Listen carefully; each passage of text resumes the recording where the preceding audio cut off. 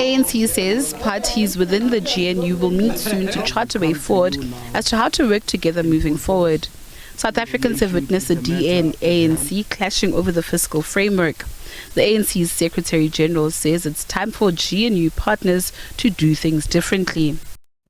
We are going to have a GNU meeting with all parties in the GNU to reset the party. How should we work? And how do we want to arrange it?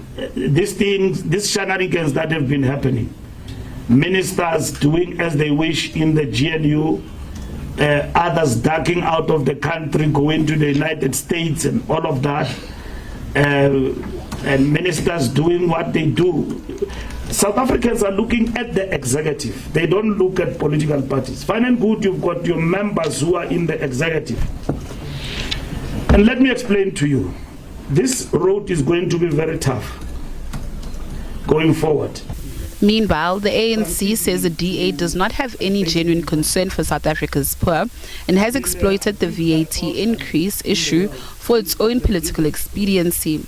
The party says the DA, in consultation on the country's fiscal framework, used the impasse after postponement of the February budget speech to make political demands. Having failed to extract increased powers within the Treasury and at a provincial level, as well as a reduction in the allocation for the NHI amongst others, the DA then elevated the VAT increase for its narrow interests. There is no way that they could have been the genuine representatives of the poor in the context of the VAT. But what they decided to do, tactically, was that now that we do not succeed in what we wanted to do, let's take the contentious issue and run with it. Because remember, they've had setbacks along the way since the GNU started. When these acts were signed, they felt that they are under the bus. So now is a budget. They have to find a way in which they are going to come back into the mainstream politics. So it was quite clear that the only thing that opportunistically can be exploited by them is the VAT. And they did that. The ANC says there are a lot of lessons to be learned from the process leading up to the debacle around the fiscal framework.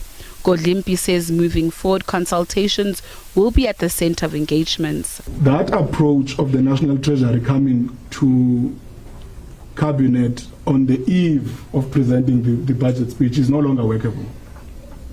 So that's the one part that the ANC has agreed that it has got to change completely. And I think the Minister of Finance also made that point.